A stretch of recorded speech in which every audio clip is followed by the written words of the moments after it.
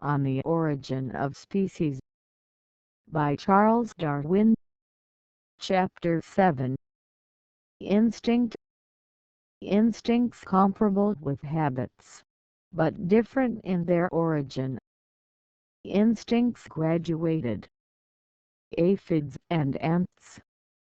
Instincts variable. Domestic instincts, their origin. Natural instincts of the cuckoo, ostrich, and parasitic bees. Slave-making ants. HIVE-BEE, its cell-making instinct. Difficulties on the theory of the natural selection of instincts. Neuter or sterile insects. Summary. The subject of instinct might have been worked into the previous chapters, but I have thought that it would be more convenient to treat the subject separately, especially as so wonderful an instinct as that of the hive bee making its cells will probably have occurred to many readers, as a difficulty sufficient to overthrow my whole theory. I must premise that I have nothing to do with the origin of the primary mental powers, any more than I have with that of life itself. We are concerned only with the diversities of instinct and of the other mental qualities of animals within the same class. I will not attempt any definition of instinct. It would be easy to show that several distinct mental actions are commonly embraced by this term, but everyone understands what is meant when it is said that instinct impels the cuckoo to migrate and to lay her eggs in other birds' nests. An action which we ourselves should require experience to enable us to perform, when performed by an animal, more especially by a very young one, without any experience, and when performed by many individuals in the same way, without their knowing for what purpose it is performed, is usually said to be instinctive. But I could show that none of these characters of instinct are universal. The little dose, as Pierre Hubert expresses it, of judgment or reason, often comes into play, even in animals very low in the scale of nature. Frédéric Cuvier and several of the older metaphysicians have compared instinct with habit. This comparison gives, I think, a remarkably accurate notion of the frame of mind under which an instinctive action is performed, but not of its origin. How unconsciously many habitual actions are performed, indeed not rarely in direct opposition to our conscious will. Yet they may be modified by the will or reason. Habits easily become associated with other habits, and with certain periods of time and states of the body. When once acquired, they often remain constant throughout life. Several other points of resemblance between instincts and habits could be pointed out. As in repeating a well-known song, so in instincts, one action follows another by a sort of rhythm. If a person be interrupted in a song, or in repeating anything by rote, he is generally forced to go back to recover the habitual train of thought. So P. Huber found. It was with a caterpillar, which makes a very complicated hammock. For if he took a caterpillar which had completed its hammock up to, say, the 6th stage of construction, and put it into a hammock completed up only to the 3rd stage, the caterpillar simply re-performed the 4th, 5th, and 6th stages of construction. If, however, a caterpillar were taken out of a hammock made up, for instance, to the third stage, and were put into one finished up to the sixth stage, so that much of its work was already done for it, far from feeling the benefit of this, it was much embarrassed, and, in order to complete its hammock, seemed forced to start from the third stage, where it had left off, and thus tried to complete the already finished work. If we suppose any habitual action to become inherited, and I think it can be shown that this does sometimes happen, then the resemblance between what originally was a habit and an instinct becomes so close as not to be distinguished. If Mozart, instead of playing the pianoforte at 3 years old with wonderfully little practice, had played the tune with no practice at all, he might truly be said to have done so instinctively. But it would be the most serious error to suppose that the greater number of instincts have been acquired by habit in one generation, and then transmitted by inheritance to succeeding generations. It can be clearly shown that the most wonderful instincts with which we are acquainted, namely, those of the hive-bee and of many ants, could not possibly have been thus acquired. It will be universally admitted that instincts are as important as corporeal structure for the welfare of each species, under its present conditions of life.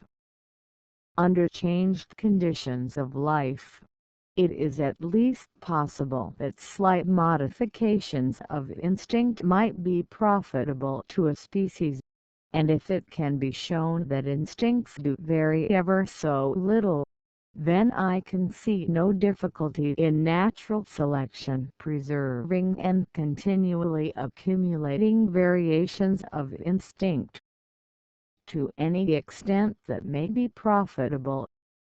It is thus, as I believe, that all the most complex and wonderful instincts have originated. As modifications of corporeal structure arise from, and are increased by, use or habit, and are diminished or lost by disuse, so I do not doubt it has been with instincts. But I believe that the effects of habit are of quite subordinate importance to the effects of the natural selection of what may be called accidental variations of instincts, that is, of variations produced by the same unknown causes which produce slight deviations of bodily structure.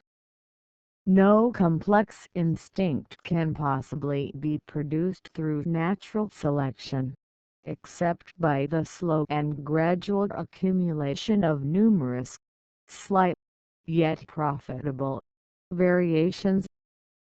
Hence, as in the case of corporeal structures, we ought to find in nature, not the actual transitional gradations by which each complex instinct has been acquired, for these could be found only in the lineal ancestors of each species, but we ought to find in the collateral lines of descent some evidence of such gradations, or we ought at least to be able to show that gradations of some kind are possible, and this we certainly can do.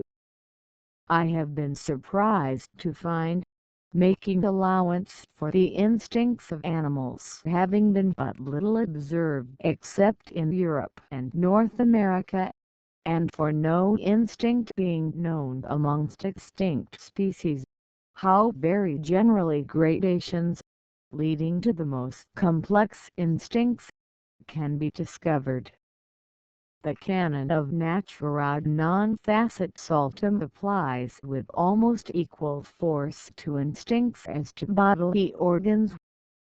Changes of instinct may sometimes be facilitated by the same species having different instincts at different periods of life, or at different seasons of the year, or when placed under different circumstances, etc., in which case either one or the other instinct might be preserved by natural selection.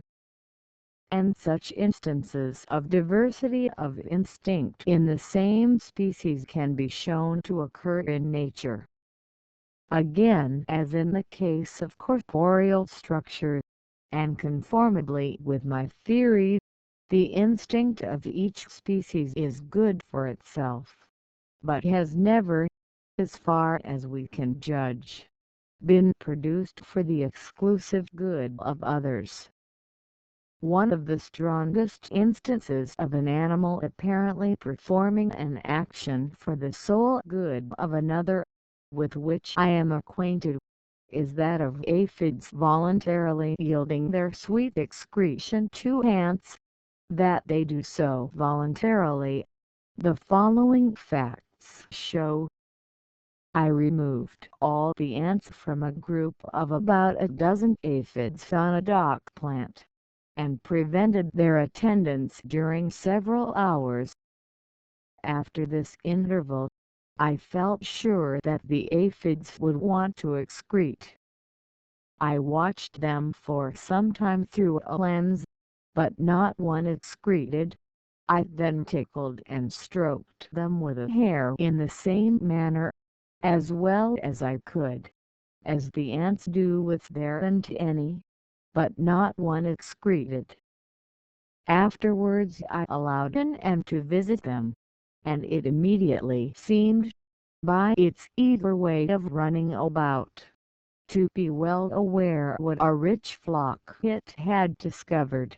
It then began to play with its antennae on the abdomen first of one aphis and then of another, and each aphis, as soon as it felt the antennae, immediately lifted up its abdomen and excreted a limpid drop of sweet juice, which was eagerly devoured by the ant.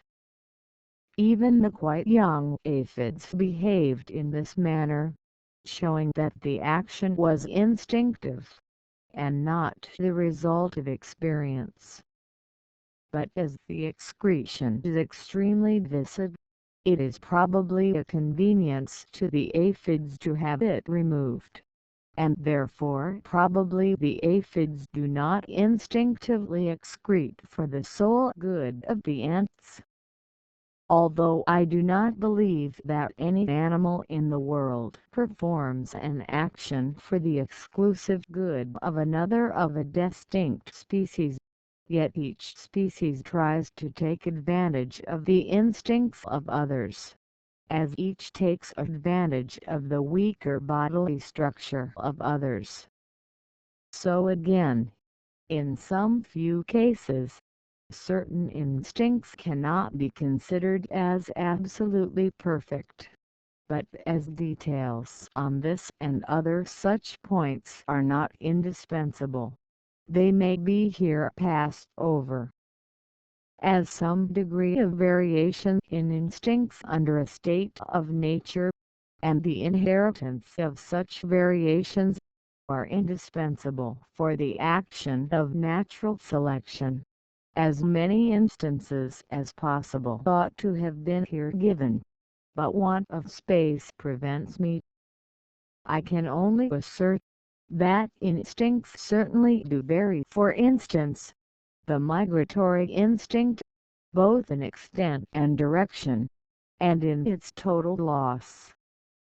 So it is with the nests of birds, which vary partly in dependence on the situations chosen, and on the nature and temperature of the country inhabited, but often from causes wholly unknown to us.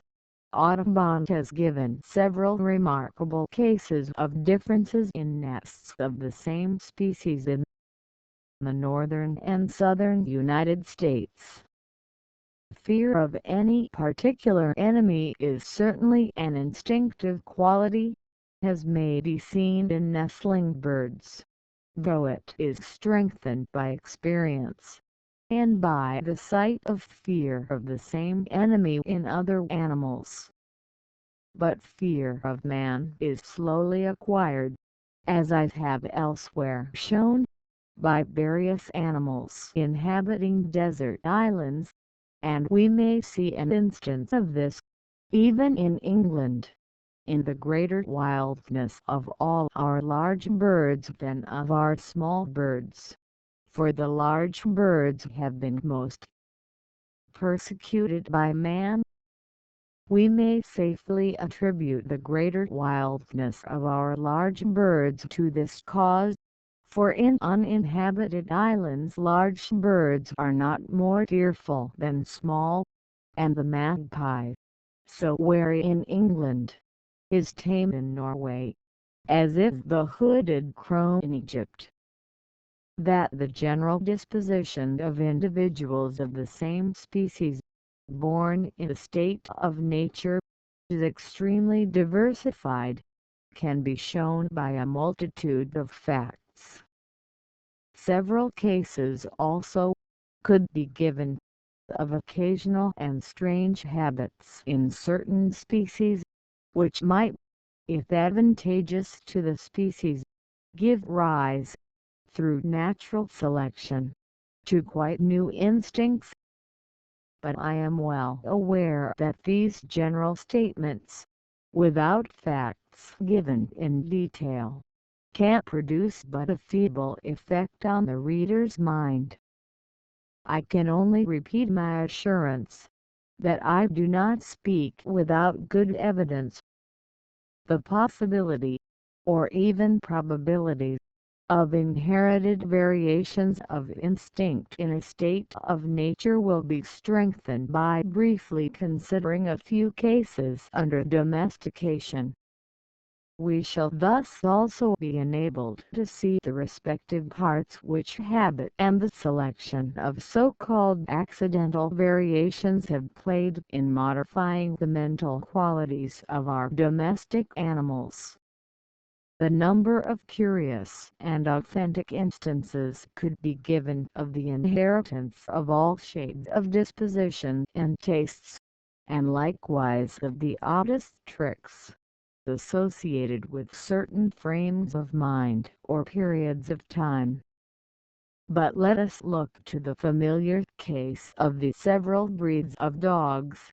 It cannot be doubted that young pointers I have myself seen a striking instance will sometimes point and even back other dogs the very first time that they are taken out. Retrieving is certainly in some degree inherited by retrievers, and a tendency to run round, instead of at, a flock of sheep, by shepherd dogs. I cannot see that these actions, performed without experience by the young, and in nearly the same manner by each individual, performed with eager delight by each breed, and without the end being known, for the young pointer can't no more know that he points to aid his master, than the white butterfly knows why she lays her eggs on the leaf of the cabbage. I cannot see that these actions differ essentially from true instincts. If we were to see one kind of wolf, when young and without any training, as soon as it scented its prey, stand motionless like a statue, and then slowly crawl forward with a peculiar gait, and another kind of wolf rushing round, instead of at, a herd of deer, and driving them to a distant point, we should assuredly call these actions instinctive. Domestic instincts, as they may be called, are certainly far less fixed or invariable than natural instincts, but they have been acted on by far less rigorous selection, and have been transmitted for an incomparably shorter period, under less fixed conditions of life. How strongly these domestic instincts, habits, and dispositions are inherited, and how curiously they become mingled, is well shown when different breeds of dogs are crossed. Thus it is known that a cross with a bulldog has affected for many generations the courage and obstinacy of greyhounds, and a cross with a greyhound has given to a whole family of shepherd dogs a tendency to hunt hares. These domestic instincts, when thus tested by crossing, resemble natural instincts, which in a like manner become curiously blended together, and for long period exhibit traces of the instincts of either parent. For example, Leroy describes a dog, whose great-grandfather was a wolf, and this dog showed a trace of its wild parentage only in one way, by not coming in the straight line to his master when called. Domestic instincts are sometimes spoken of as actions which have become inherited solely from long-continued and compulsory habit, but this, I think, is not true. No one would ever have thought of teaching, or probably could have taught, the tumbler pigeon to tumble, an action which, as I have witnessed, is performed by young birds that have never seen the pigeon tumble.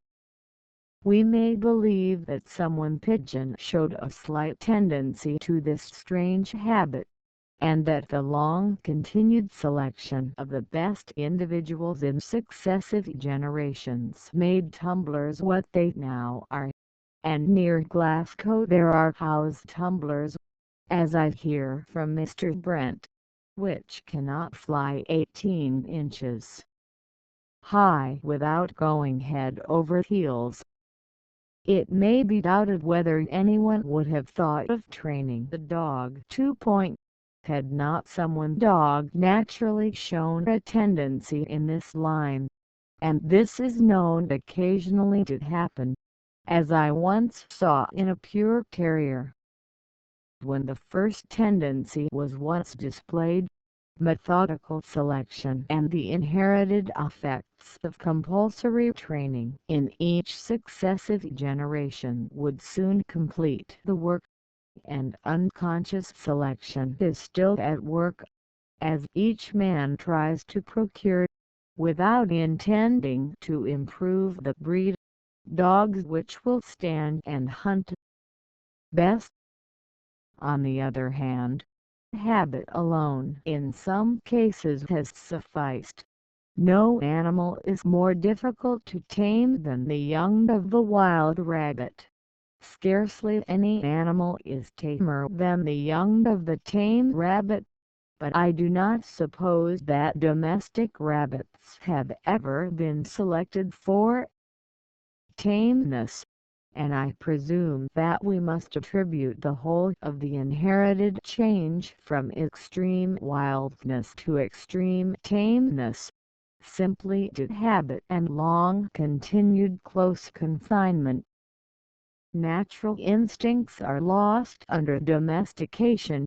The remarkable instance of this is seen in those breeds of fowls which very rarely or never become broody, that is, never wish to sit on their eggs. Familiarity alone prevents our seeing how universal and largely the minds of our domestic animals have been modified by domestication. It is scarcely possible to doubt that the love of man has become instinctive in the dog. All wolves, foxes, jackals, and species of the cat genus, when kept tame, are most eager to attack poultry, sheep, and pigs, and this tendency has been found incurable in dogs which have been brought home as puppies from countries such as Tierra del Fuego and Australia, where the savages do not keep these domestic animals. How rarely, on the other hand, do our civilized dogs, even when quite young, require to be taught not to attack poultry, sheep, and pigs. No doubt they occasionally do make an attack, and are then beaten, and if not cured, they are destroyed, so that habit, with some degree of selection, has probably concurred in civilizing by inheritance our dogs. On the other hand, young chickens have lost, wholly by habit, that fear of the dog and cat which no doubt was originally instinctive in them, in the same way as it is so plainly instinctive in young pheasants, though reared under a hen. It is not that chickens have lost all fear, but fear only of dogs and cats, for if the hen gives the danger chuckle, they will run, more especially young turkeys, from under her, and conceal themselves in the surrounding grass or thickets, and this is evidently done for the instinctive purpose of allowing, as we see in wild ground birds, their mother to fly away. But this instinct retained by our chickens has become useless under domestication, for the mother hen has almost lost by disuse the power of flight. Hence, we may conclude that domestic instincts have been acquired and natural instincts have been lost, partly by habit, and partly by man selecting and accumulating during successive generations peculiar mental habits and actions, which at first appeared from what we must in our ignorance call an accident. In some cases compulsory habit alone has sufficed to produce such inherited mental changes. In other cases compulsory habit has done nothing, and all has been the result of selection, pursued both methodically and unconsciously, but in most cases, probably, habit and selection have acted together. We shall, perhaps, best understand how instincts in a state of nature have become modified by selection, by considering a few cases. I will select only 3, out of the several which I shall have to discuss in my future work, namely, the instinct which leads the cuckoo to lay her eggs in other birds' nests, the slave-making instinct of certain ants, and the comb-making power of the hive-bee. These 2 latter instincts have generally, and most justly, been ranked by naturalists as the most wonderful of all known instincts.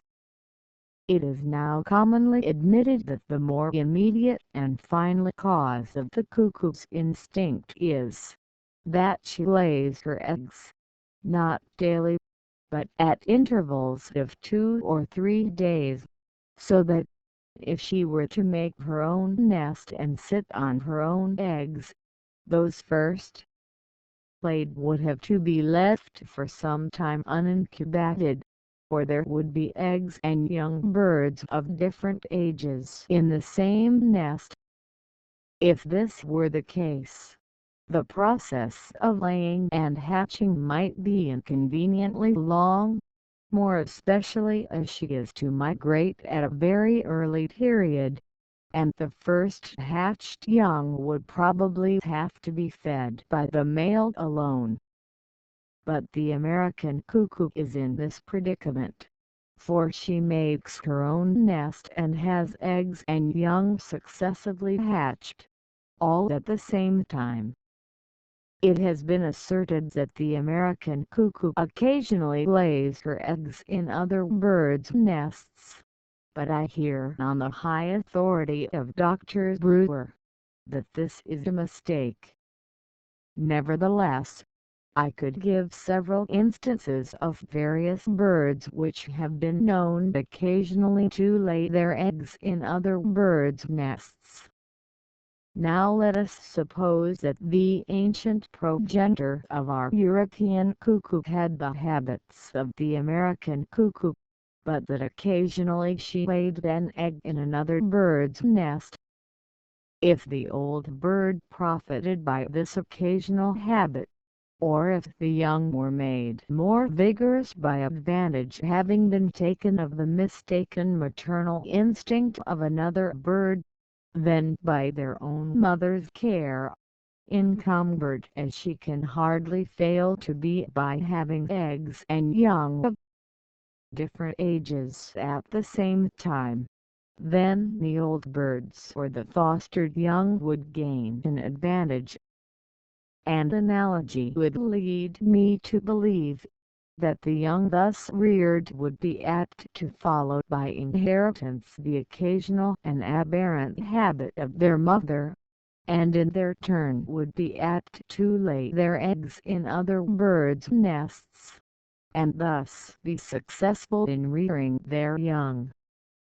By a continued process of this nature, I believe that the strange instinct of our cuckoo could be, and has been, generated. I may add that, according to Dr. Gray and to some other observers, the European cuckoo has not utterly lost all maternal love and care for her own offspring. The occasional habit of birds laying their eggs in other birds' nests, either of the same or of a distinct species, is not very uncommon with the Gallinaceae, and this perhaps explains the origin of a singular instinct in the allied group of ostriches. For several hen ostriches, at least in the case of the American species, unite and lay first a few eggs in one nest and then in another, and these are hatched by the males.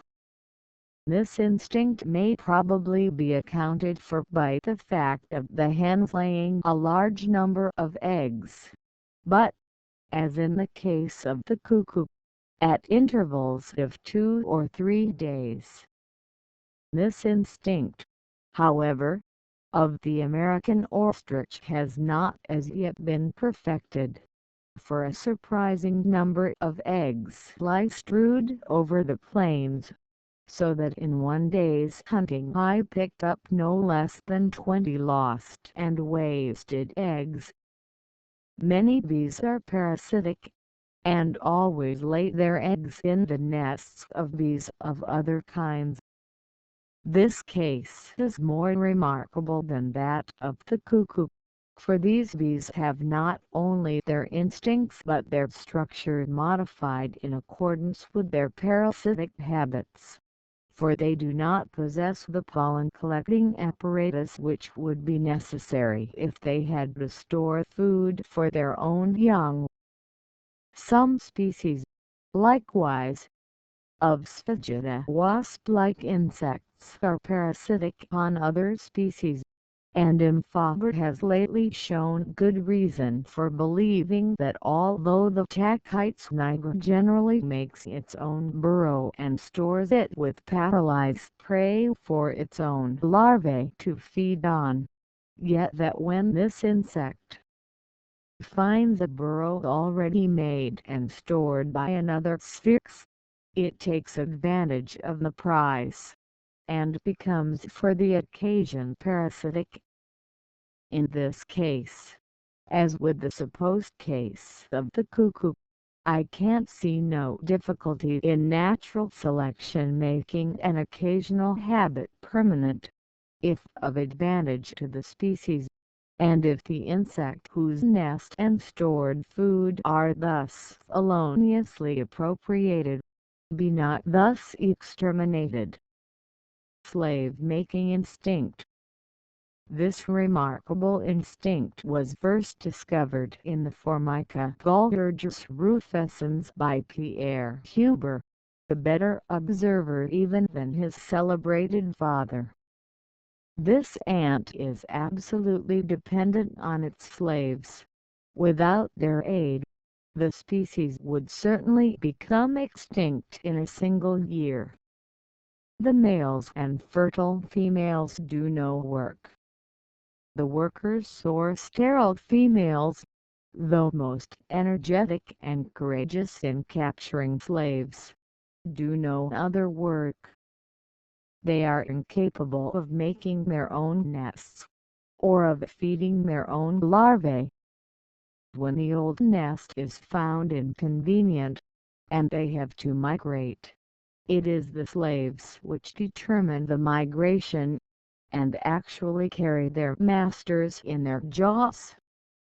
So utterly helpless are the masters, that when Huber shut up 30 of them without a slave, but with plenty of the food which they like best, and with their larvae and pupae to stimulate them to work, they did nothing. They could not even feed themselves, and many perished of hunger. Huber then introduced a single slave F. Fusca, and she instantly set to work, federaled and saved the survivors, made some cells and tended the larvae, and put all to rights. What can be more extraordinary than these well-ascertained facts? If we had not known of any other slave-making ant, it would have been hopeless to have speculated how so wonderful an instinct could have been perfected. Formica sanguinea was likewise first discovered by P. Huber to be a slave-making ant. This species is found in the southern parts of England, and its habits have been attended to by Mr. F. Smith, of the British Museum, to whom I am much indebted for information on this and other subjects. Although fully trusting to the statements of Huber and Mr. Smith, I tried to approach the subject in a skeptical frame of mind, as any one may well be excused for doubting the truth of so extraordinary and odious an instinct as that of making slaves. Hence I will give the observations which I have myself made, in some little detail. I opened 14 nests of F. sanguinea, and found a few slaves in all. Males and fertile females of the slave species are found only in their own proper communities, and have never been observed in the nests of F. sanguinea. The slaves are black and not above half the size of their red masters, so that the contrast in their appearance is very great. When the nest is slightly disturbed, the slaves occasionally come out, and like their masters are much agitated and defend the nest. When the nest is much disturbed and the larvae and pupae are exposed, the slaves work energetically with their masters in carrying them away to a place of safety. Hence, it is clear that the slaves feel quite at home. During the months of June and July, on 3 successive years, I have watched for many hours several nests in Surrey and Sussex, and never saw a slave either leave or enter the nest. As, during these months, the slaves are very few in number, I thought that they might behave differently when more numerous, but Mr. Smith informs me that he has watched the nests at various hours during May, June and August, both in Surrey and Hampshire, and has never seen the slaves, though present in large numbers in August. either leave or enter the nest. Hence he considers them as strictly household slaves. The masters, on the other hand, may be constantly seen bringing in materials for the nest, and food of all kinds. During the present year, however, in the month of July, I came across a community with an unusually large stock of slaves, and I observed a few slaves mingled with their masters leaving the nest, and marching along the same road to a tall Scotch fir tree, 25 yards distant, which they ascended together, probably in search of aphids or cocci. According to Huber, who had ample opportunities for observation, in Switzerland the slaves habitually work with their masters in making the nest, and they alone open and close the doors in the morning and evening, and, as Huber expressly states, their principal office is to search for aphids. This difference in the usual habits of the masters and slaves in the two countries probably depends merely on the slaves being captured in greater numbers in Switzerland than in England.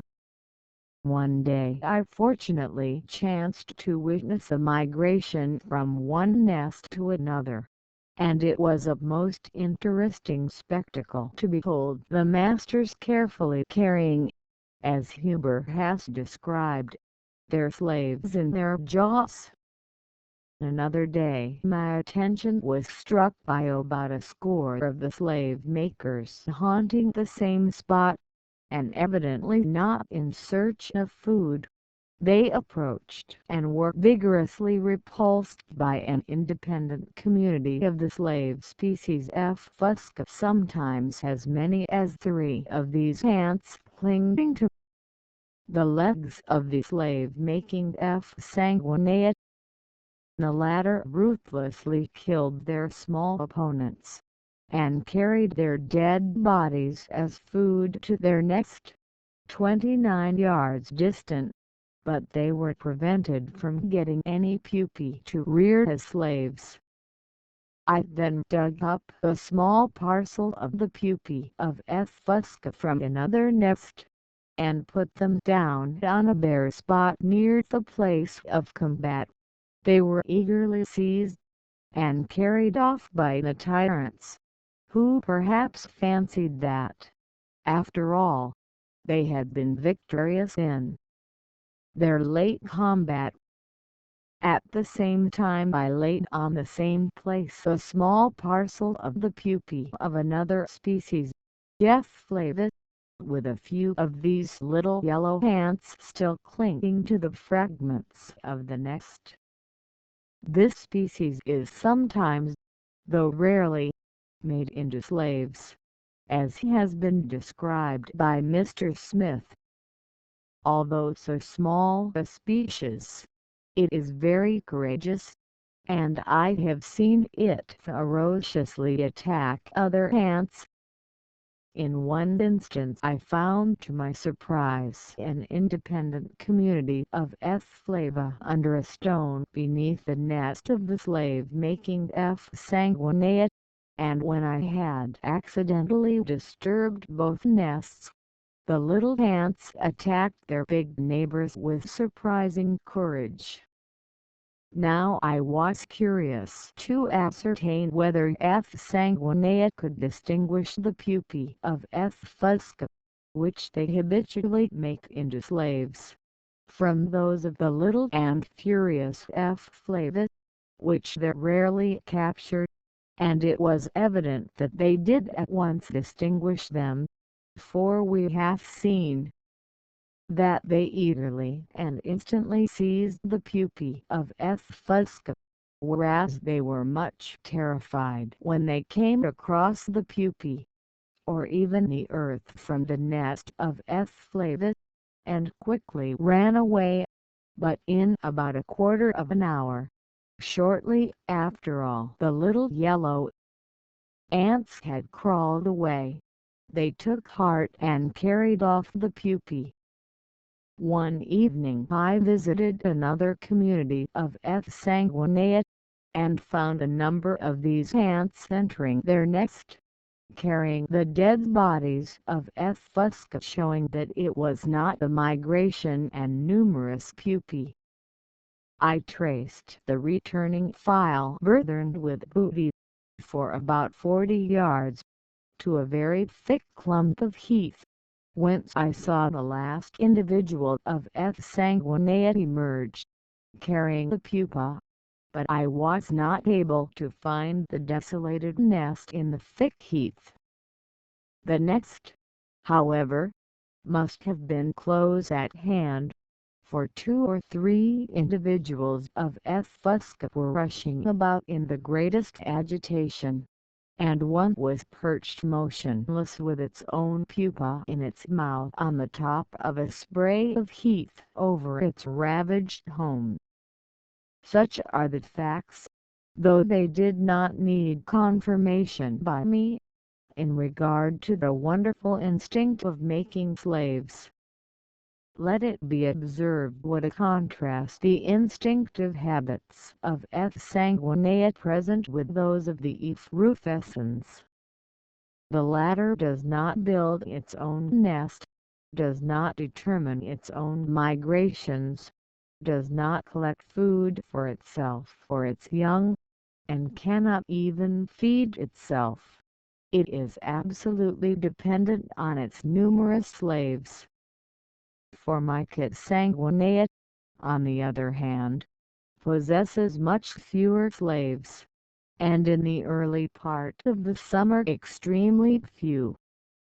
The masters determine when and where a new nest shall be formed, and when they migrate, the masters carry the slaves. Both in Switzerland and England the slaves seem to have the exclusive care of the larvae, and the masters alone go on slave-making expeditions. In Switzerland the slaves and masters work together, making and bringing materials for the nest. Both, but chiefly the slaves, tend, and milk as it may be called, their aphids, and thus both collect food for the community. In England the masters alone usually leave the nest to collect building materials and food for themselves, their slaves and larvae, so that the masters in this country receive much less service from their slaves than they do in Switzerland.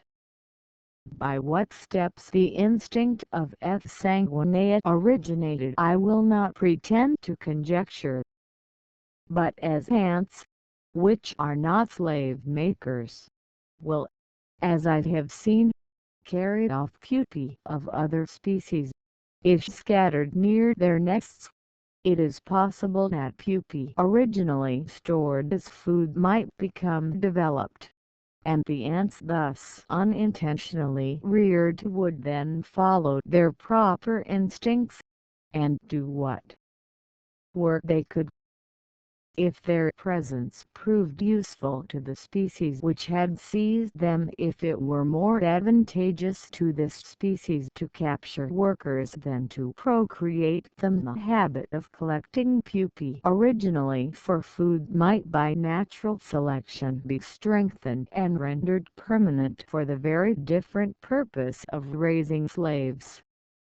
When the instinct was once acquired, if carried out to a much less extent even than in our British F. sanguinea, which, as we have seen, is less aided by its slaves than the same species in Switzerland, I can't see no difficulty in natural selection increasing and modifying the instinct, always supposing each modification to be of use to the species until an ant was formed as abjectly dependent on its slaves as is the Formica rufescens.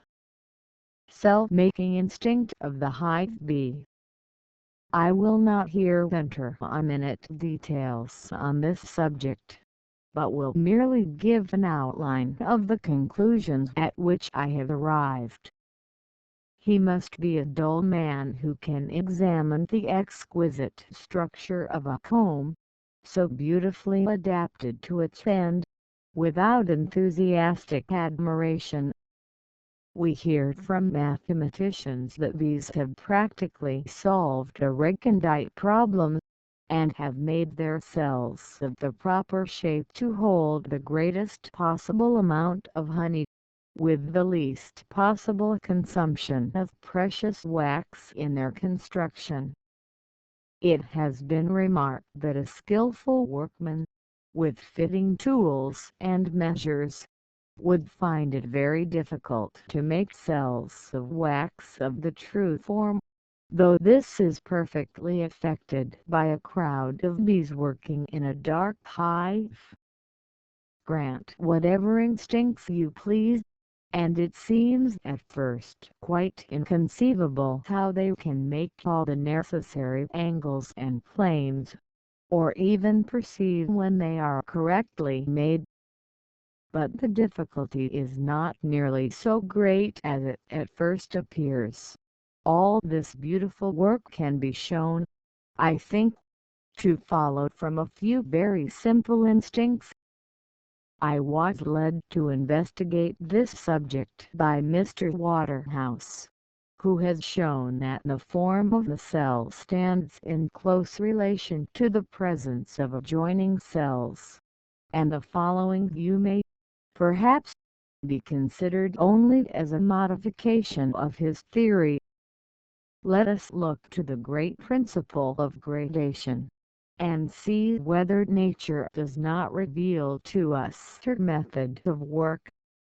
At one end of a short series we have humblebees, which use their old cocoons to hold honey, sometimes adding to them short tubes of wax, and likewise making separate and very irregular rounded cells of wax. At the other end of the series we have the cells of the hive-bee, placed in a double layer. Each cell, as is well known, is hexagonal prism, with the basal edges of its 6 sides beveled so as to join on to a pyramid, formed of 3 rhombs. These rhombs have certain angles, and the 3 which form the pyramidal base of a single cell on one side of the comb, enter into the composition of the bases of 3 adjoining cells on the opposite side. In the series between the extreme perfection of the cells of the hive-bee and the simplicity of those of the humble-bee, we have the cells of the Mexican Melipona domestica, carefully described and figured by Pierre Huber. The Melipona itself is intermediate in structure between the hive and humble-bee, but more nearly related to the latter. It forms a nearly regular waxen comb of cylindrical cells, in which the young are hatched, and, in addition, some large cells of wax for holding honey. These latter cells are nearly spherical and of nearly equal sizes, and are aggregated into an irregular mass. But the important point to notice is that these cells are always made at that degree of nearness to each other, that they would have intercepted or broken into each other, if the spheres had been completed. But this is never permitted, the bees building perfectly flat walls of wax between the spheres which thus tend to intercept. Hence each cell consists of an outer spherical portion and of 2, 3, or more perfectly flat surfaces, according as the cell adjoins 2, 3 or more other cells. When one cell comes into contact with 3 other cells, which, from the spheres being nearly of the same size, is very frequently and necessarily the case. The three flat surfaces are united into a pyramid, and this pyramid, as Huber has remarked, is manifestly a gross imitation of the three-sided pyramidal basis of the cell of the hive-bee. As in the cells of the hive-bee, so here, the three plane surfaces in any one cell necessarily enter into the construction of three adjoining cells. It is obvious that the melipona saves wax by this manner of building, for the flat walls between the adjoining cells are not double, but are of the same thickness as the outer spherical portions, and yet each flat portion forms a part of two cells. Reflecting on this case, it occurred to me that if the melipona had made its spheres at some given distance from each other, and had made them of equal sizes and had arranged them symmetrically in a double layer, the resulting structure would probably have been as perfect as the comb of the hive-bee. Accordingly I wrote to Professor Miller, of Cambridge, and this geometer has kindly read over the following statement, drawn up from his information, and tells me that it is strictly correct. If a number of equal spheres be described with their centers placed into parallel layers, with the center of each sphere at the distance of radius x the square root of 2 or radius x 1.41421 or at some lesser distance from the centers of the 6 surrounding spheres, in the same layer, and at the same distance from the centers of the adjoining spheres in the other and parallel layer, then, if planes of intersection between the several spheres in both layers be formed, there will result a double layer of hexagonal prisms united together by pyramidal bases, formed of three rhombs, and the rhombs and the sides of the hexagonal prisms will have every angle identically the same with the best measurements which have been made of the cells of the hive-bee. Hence we may safely conclude that if we could slightly modify the instincts already possessed by the melipona, and in themselves not very wonderful, this bee would make the structure as wonderfully perfect as that of the hive-bee. We must suppose the melipona to make her cells truly spherical, and of equal sizes, and this would not be very surprising, seeing that she already does so to a certain extent, and seeing what perfectly cylindrical burrows in wood many insects can make, apparently by turning round on a fixed point. We must suppose the melipona to arrange her cells in level layers, as she already does her cylindrical cells, and we must further suppose, and this is the greatest difficulty, that she can somehow judge accurately at what distance to stand from her fellow laborers when several are making their spheres. But she is already so far enabled to judge the distance, that she always describes her sphere so as to intersect largely, and then she unites the points of intersection by perfectly flat surfaces. We have further to suppose, but this is no difficulty, that after hexagonal prisms have been formed by the intersection of adjoining spheres in the same layer, she can prolong the hexagon to any length requisite to hold the stock of honey, in the same way as the rude humble bee adds cylinders of wax to the circular mouths of her old cocoons. by such modifications of instincts in themselves not very wonderful, hardly more wonderful than those which guide a bird to make its nest. I believe that the hive-bee has acquired, through natural selection, her inimitable architectural powers. But this theory can be tested by experiment. Following the example of Mr. Teget Mayer, I separated two combs, and put between them a long, thick, square strip of wax. The bees instantly began to excavate minute circular pits in it, and as they deepened these little pits, they made them wider and wider until they were converted into shallow basins, appearing to the eye perfectly true, or parts of a sphere, and of about the diameter of a cell.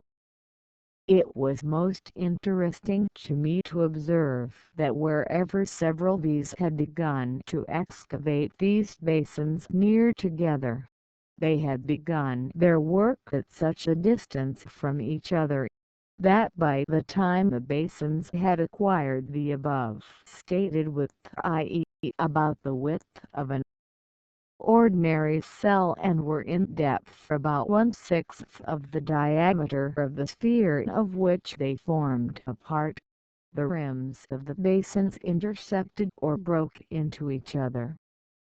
As soon as this occurred, the bee ceased to excavate, and began to build up flat walls of wax on the lines of intersection between the basins, so that each hexagonal prism was built upon the festooned edge of a smooth basin, instead of on the straight edges of a three-sided pyramid as in the case of ordinary cells.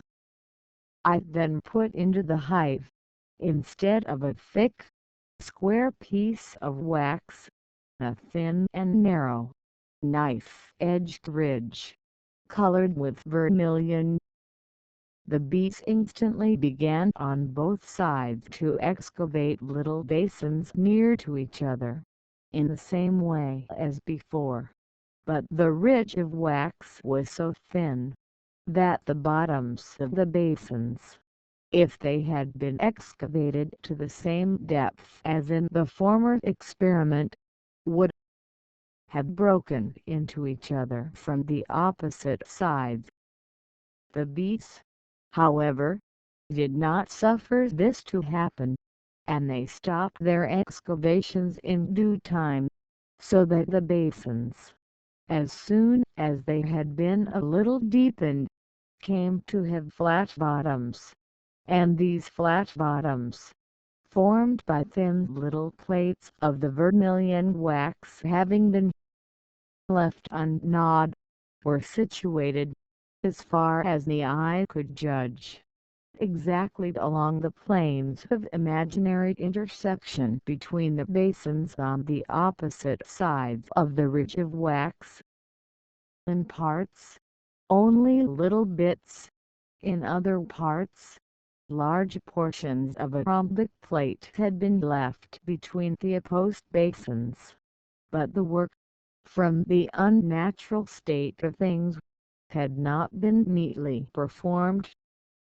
The bees must have worked at very nearly the same rate on the opposite sides of the ridge of vermilion wax, as they circularly gnawed away and deepened the basins on both sides, in order to have succeeded in thus leaving flat plates between the basins, by stopping work along the intermediate planes or planes of intersection.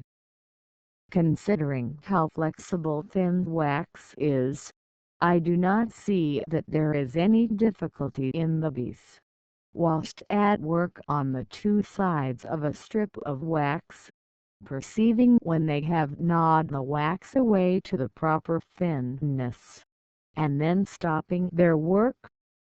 In ordinary combs it has appeared to me that the bees do not always succeed in working at exactly the same rate from the opposite sides, for I have noticed half-completed rhombs at the base of a just commenced cell, which were slightly concave on one side, where I suppose that the bees had excavated too quickly, and convex on the opposed side, where the bees had worked less quickly. In one well-marked instance, I put the comb back into the hive, and allowed the bees to go on working for a short time, and again examined the cell, and I found that the rhombic plate had been completed, and had become perfectly flat. It was absolutely impossible, from the extreme thinness of the little rhombic plate, that they could have effected this by gnawing away the convex side, and I suspect that the bees in such cases stand in the opposed cells and push and bend the ductile and warm wax, which, as I have tried, is easily done, into its proper intermediate plane, and thus flatten it. From the experiment of the ridge of vermilion wax, we can clearly see that if the bees were to build for themselves a thin wall of wax, they could make their cells of the proper shape, by standing at the proper distance from each other, by excavating at the same rate, and by endeavoring to make equal spherical hollows, but never allowing the spheres to break into each other. Now this has may be clearly seen by examining the edge of a growing comb, to make a rough, circumferential wall or rim all round the comb, and they gnaw into this from the opposite sides, always working circularly as they deepen each cell. They do not make the whole three-sided pyramidal base of any one cell at the same time, but only the one rhombic plate which stands on the extreme growing margin, or the two plates, as the case may be, and they never complete the upper edges of the rhombic plates until the hexagonal walls are commenced. Some of these statements differ from those made by the justly celebrated elder Huber, but I am convinced of their accuracy, and if I had space, I could show that they are conformable with my theory.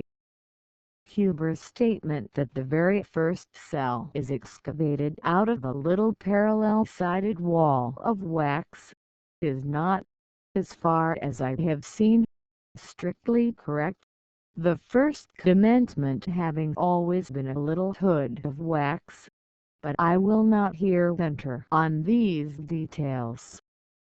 We see how important a part excavation plays in the construction of the cells, but it would be a great error to suppose that the bees cannot build up a rough wall of wax in a proper position, that is, along the plane of intersection between two adjoining spheres. I have several specimens showing clearly that they can do this. Even in the rude circumferential rim or wall of wax round the growing comb, flexures may sometimes be observed, corresponding in position to the planes of the rhombic basal plates of future cells. But the rough wall of wax has in every case to be finished off, by being largely gnawed away on both sides.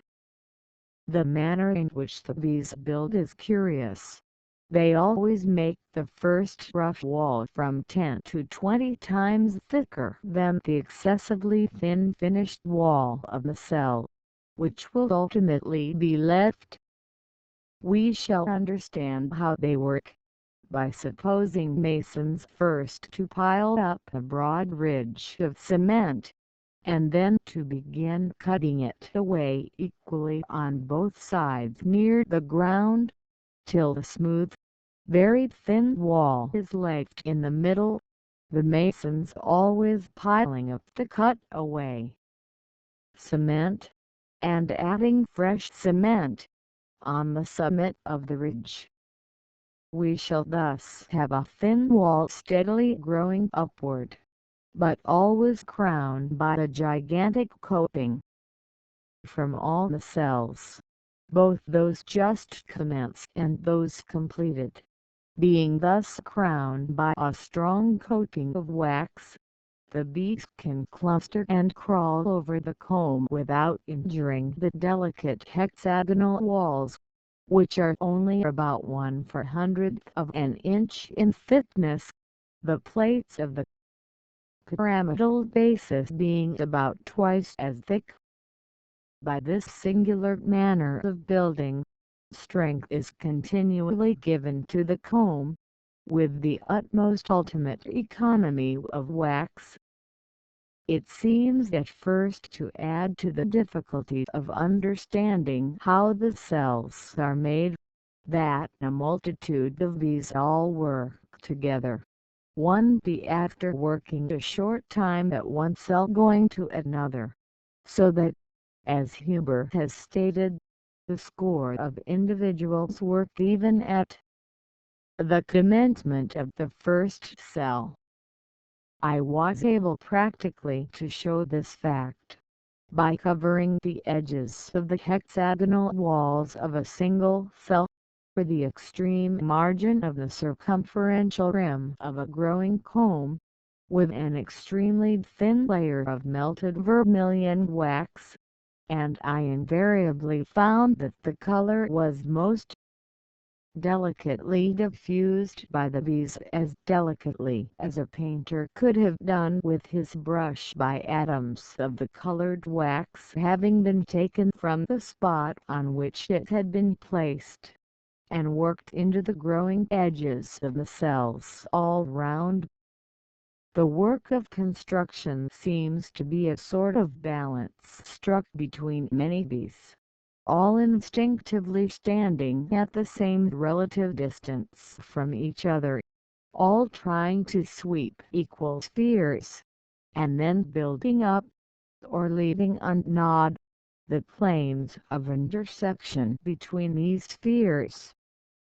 It was really curious to know, in cases of difficulty, as when two pieces of comb met at an angle, how often the bees would entirely pull down and rebuild in different ways the same cell, sometimes recurring to a shape which they had at first rejected. When bees have a place on which they can stand in their proper positions for working, for instance, on a slip of wood, placed directly under the middle of a comb growing downward, so that the comb has to be built over one face of the slip, in this case the bees can lay the foundations of one wall of a new hexagon, in its strictly proper place, projecting beyond the other completed cells. It suffices that the bees should be enabled to stand at their proper relative distances from each other and from the walls of the last completed cells, and then, by striking imaginary spheres, they can build up the wall intermediate between two adjoining spheres. But, as far as I have seen, they never gnaw away and finish off the angles of a cell till the large part both of its cell and of the adjoining cells has been built. This capacity in bees of laying down under certain circumstances a rough wall in its proper place between two just commenced cells, is important, as it bears on a fact which seems at first quite subversive of the foregoing theory, namely, that the cells on the extreme margin of wasp combs are sometimes strictly hexagonal, but I have not space here to enter on this subject.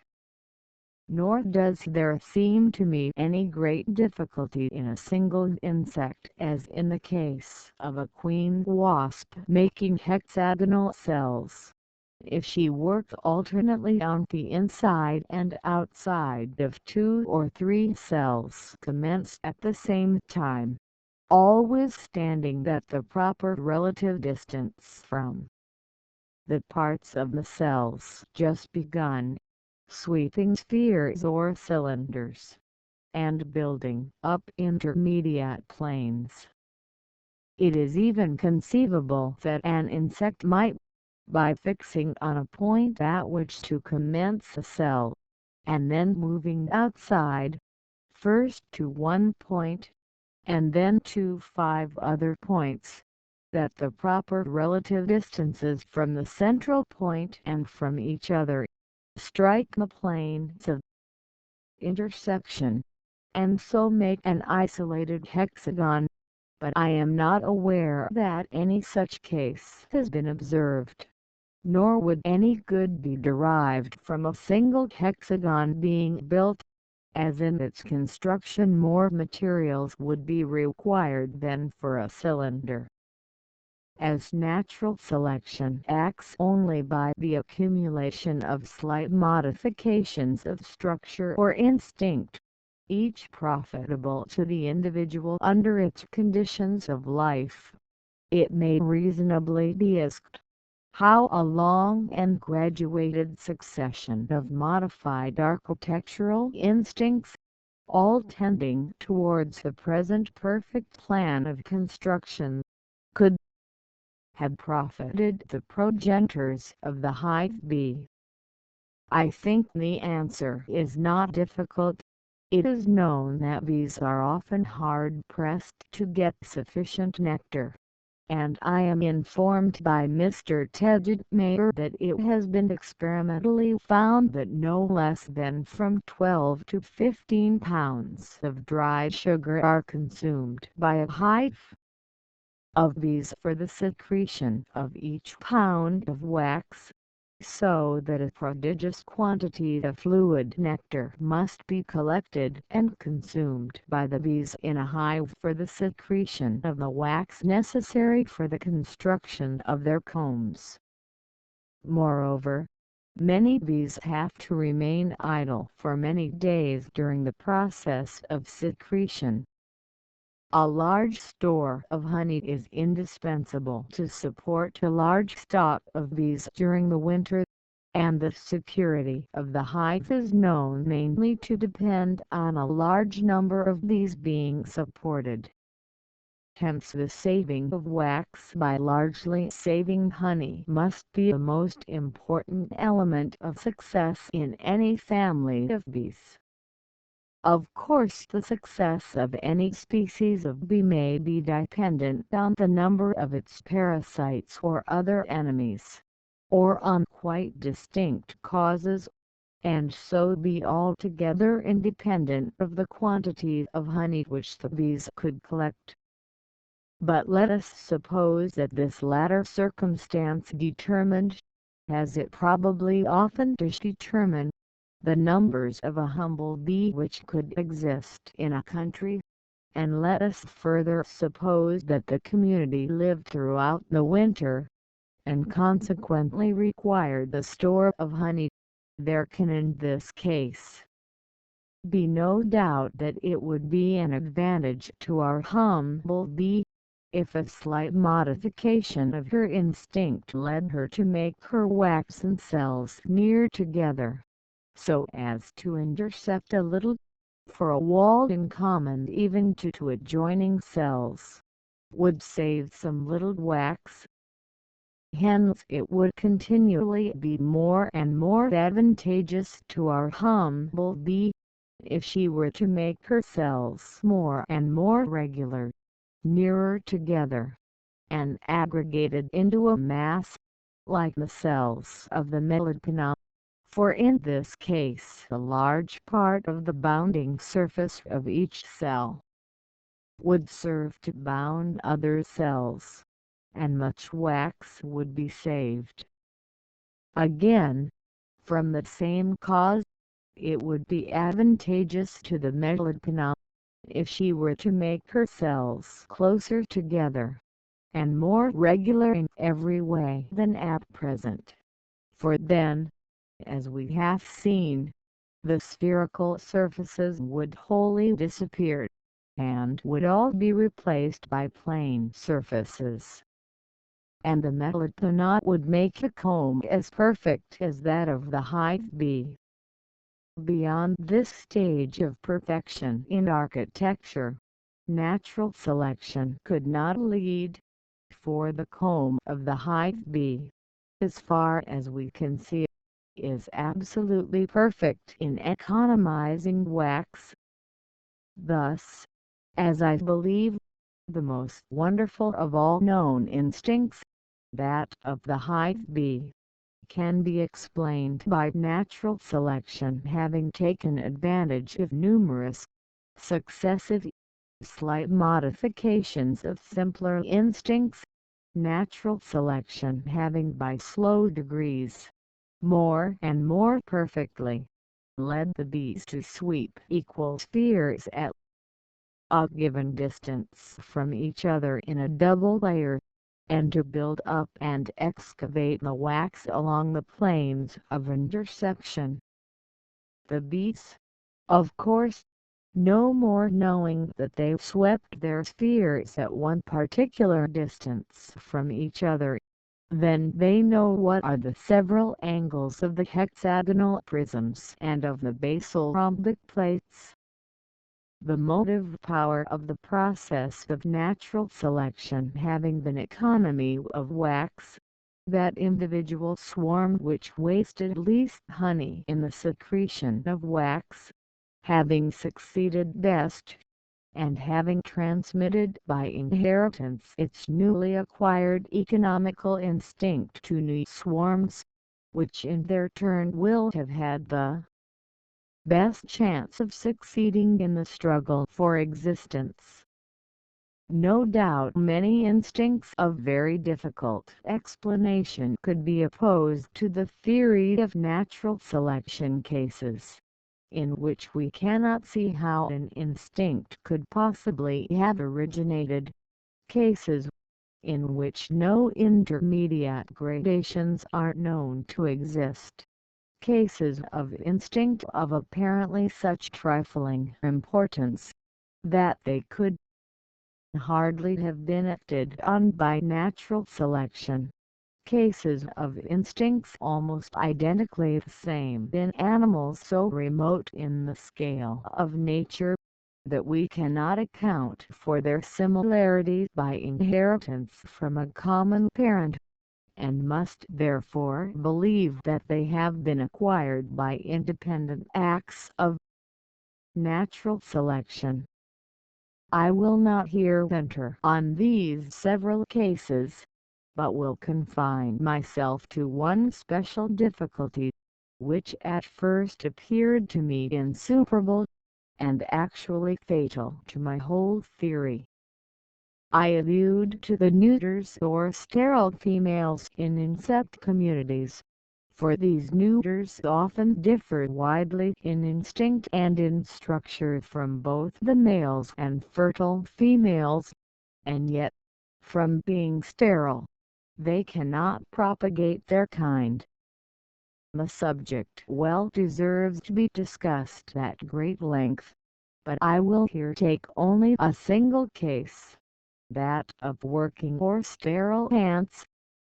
How the workers have been rendered sterile is a difficulty, but not much greater than that of any other striking modification of structure, for it can be shown that some insects and other articulate animals in a state of nature occasionally become sterile, and if such insects had been social, and it had been profitable to the community that a number should have been annually born capable of work, but incapable of procreation, I can't see no very great difficulty in this being effected by natural selection.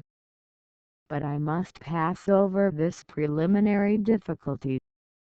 The great difficulty lies in the working ants differing widely from both the males and the fertile females in structure, as in the shape of the thorax and in being destitute of wings and sometimes of eyes, and in instinct. As far as instinct alone is concerned, the prodigious difference in this respect between the workers and the perfect females would have been far better exemplified by the hive-bee.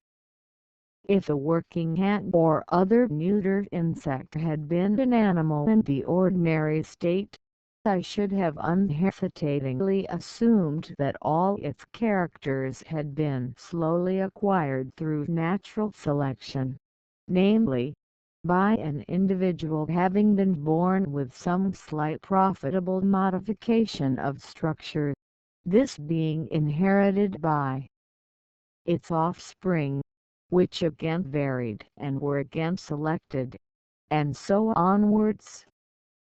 But with the working ant we have an insect differing greatly from its parents, yet absolutely sterile, so that it could never have transmitted successively acquired modifications of structure or instinct to its progeny.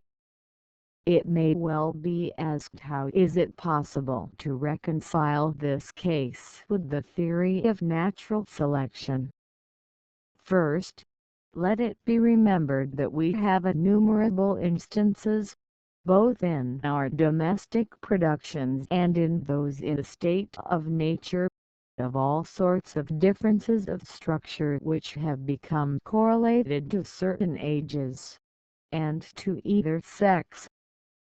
We have differences correlated not only to one sex, but to that short period alone when the reproductive system is active, as in the nuptial plumage of many birds, and in the hooked jaws of the male salmon.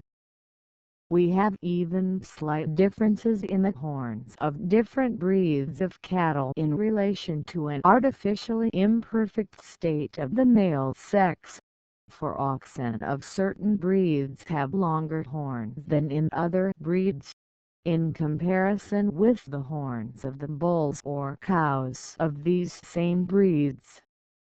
Hence I can't see no real difficulty in any character having become correlated with the sterile condition of certain members of insect communities. The difficulty lies in understanding how such correlated modifications of structure could have been slowly accumulated by natural selection. This difficulty, though appearing insuperable, is lessened, or, as I believe, disappears, when it is remembered that selection may be applied to the family, as well as to the individual, and may thus gain the desired end.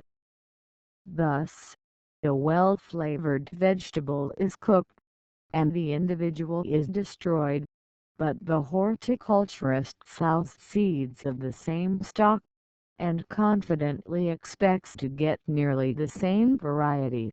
Breeders of cattle wish the flesh and fat to be well marbled together. The animal has been slaughtered, but the breeder goes with confidence to the same family.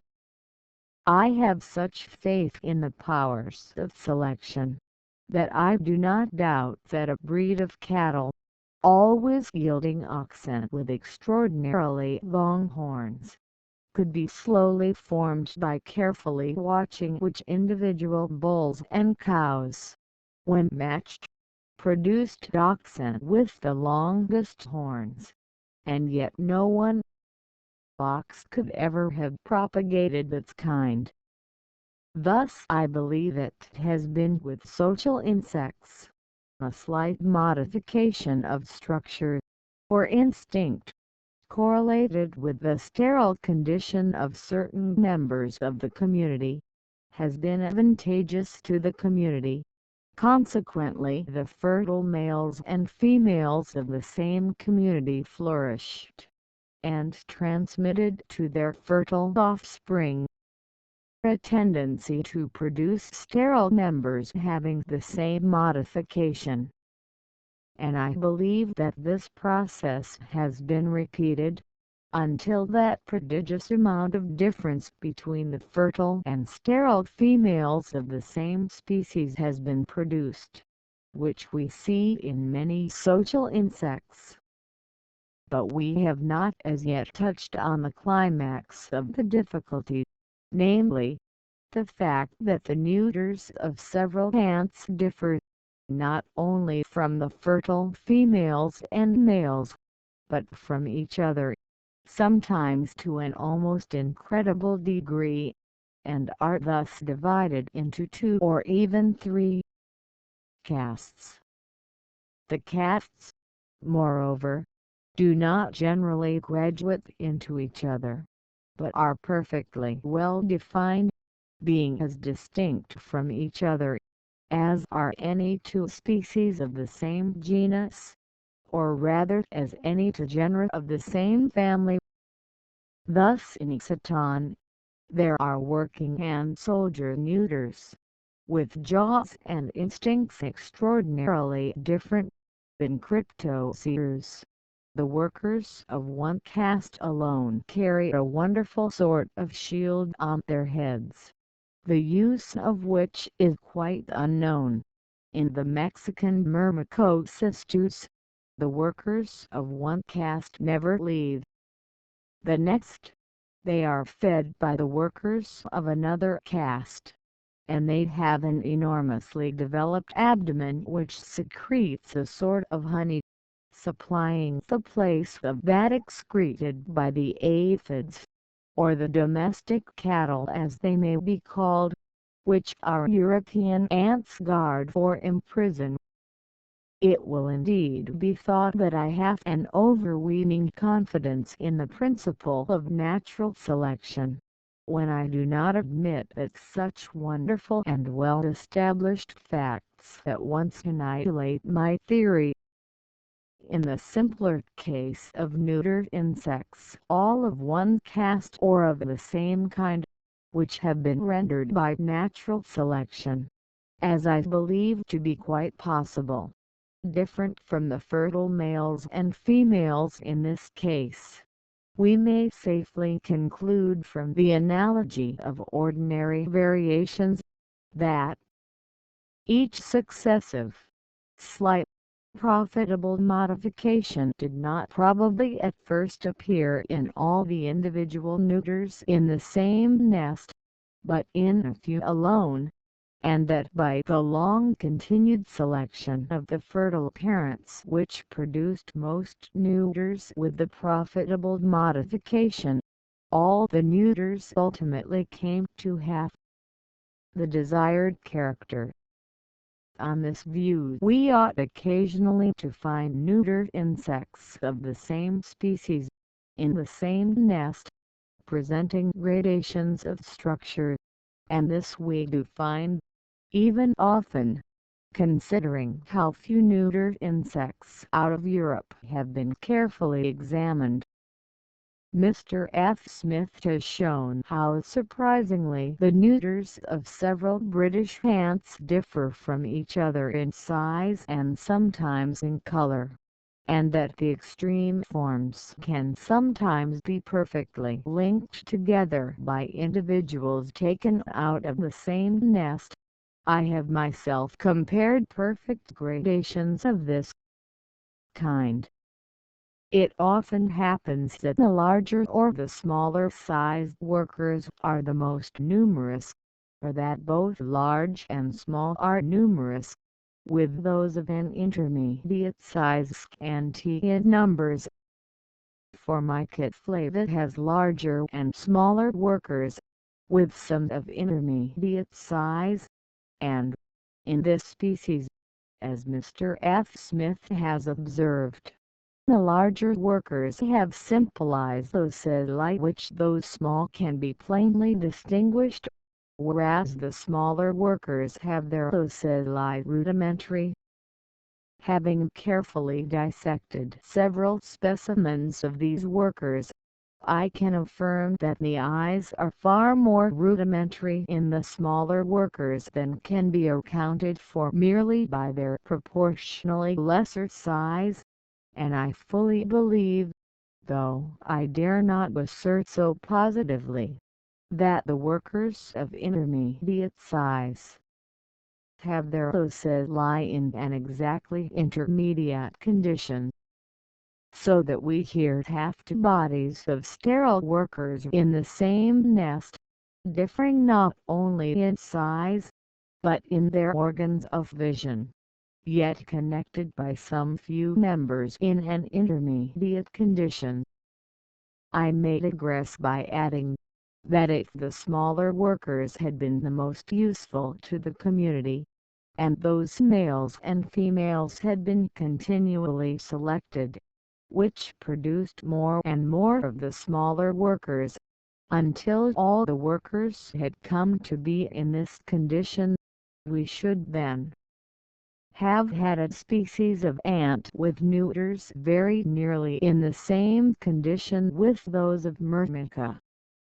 For the workers of Myrmica have not even rudiments of ocelli, though the male and female ants of this genus have well-developed ocelli. I may give one other case. So confidently did I expect to find gradations in important points of structure between the different castes of neuters in the same species, that I gladly avail myself of Mr. F. Smith's offer of numerous specimens from the same nest of the driver ant, Banama of West Africa. The reader will perhaps best appreciate the amount of difference in these workers, by my giving not the actual measurements, but a strictly accurate illustration. The difference was the same as if we were to see a set of workmen building the house, of whom many were 5 feet 4 inches high, and many 16 feet high. But we must suppose that the larger workmen had heads 4 instead of 3 times as big as those of the smaller men, and jaws nearly 5 times as big. The jaws, moreover, of the working ants of the several sizes differed wonderfully in shape, and in the form and number of the teeth. But the important fact for us is, that though the workers can be grouped into castes of different sizes, yet they graduate insensibly into each other, as to the widely different structure of their jaws.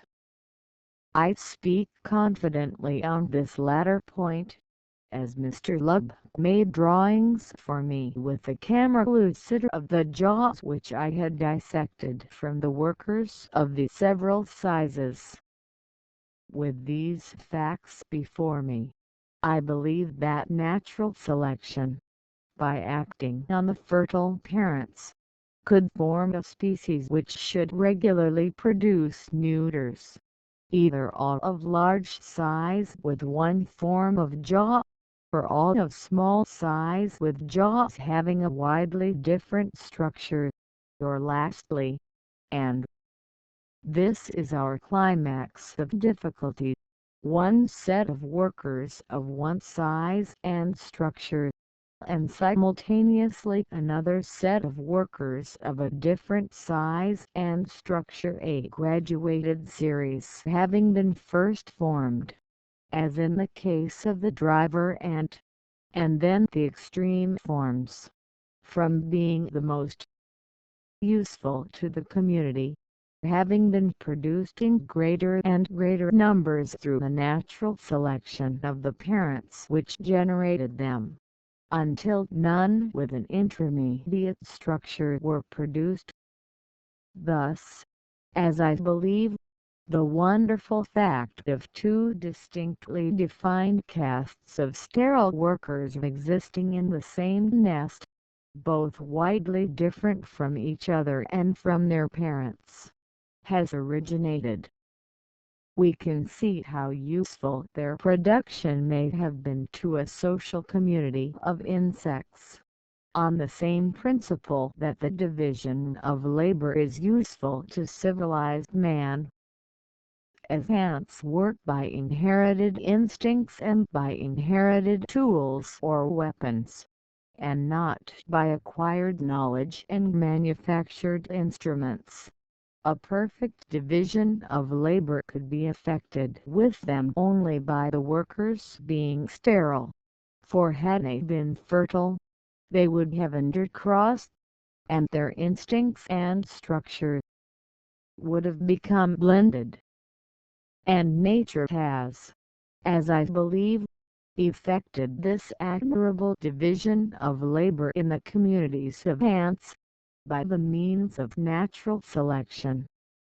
But I am bound to confess, that, with all my faith in this principle, I should never have anticipated that natural selection could have been efficient in so high a degree, had not the case of these neuter insects convinced me of the fact.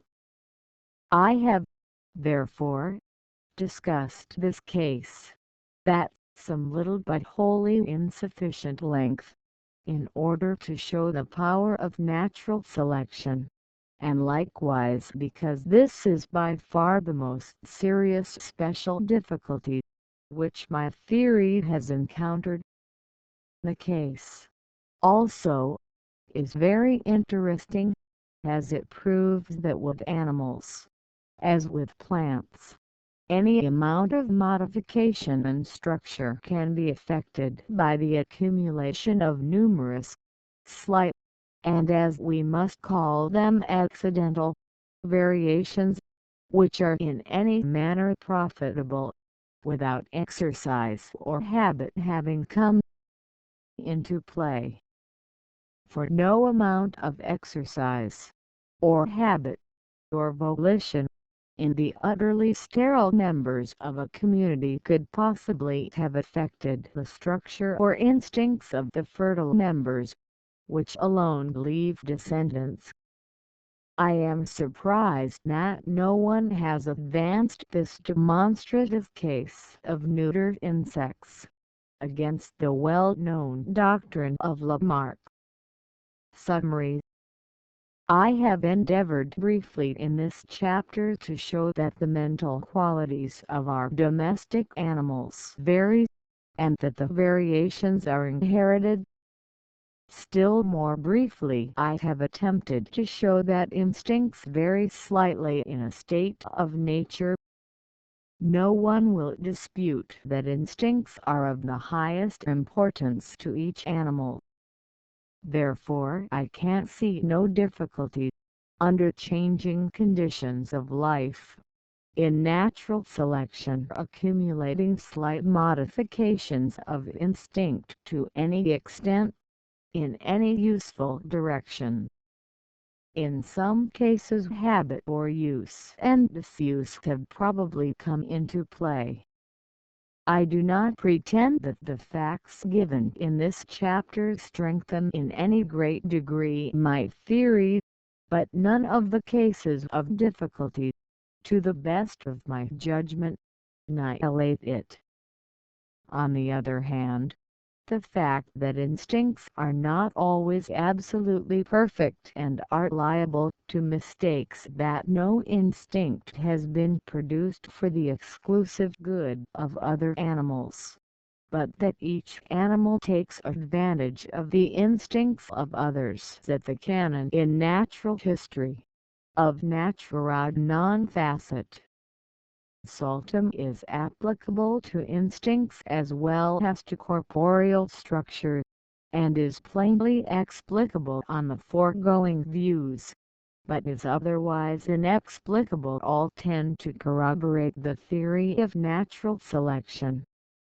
This theory is, also, strengthened by some few other facts in regard to instincts, as by that common case of closely allied, but certainly distinct, species, when inhabiting distant parts of the world and living under considerably different conditions of life, yet often retaining nearly the same instincts.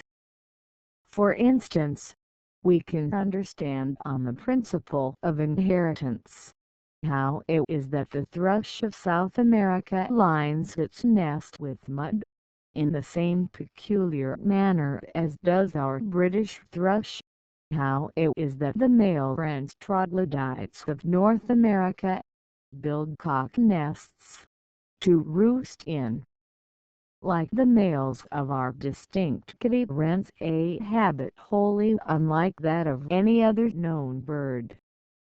Finally, it may not be a logical deduction, but to my imagination it is far more satisfactory to look at such instincts as the young cuckoo ejecting its foster brothers, ants making slaves, the larvae of ichneumonidae feeding within the lithe bodies of caterpillars, not as specially endowed or created instincts, but as small consequences of one general law, leading to the advancement of all organic beings, namely, multiply, vary, let the strongest live and the weakest die.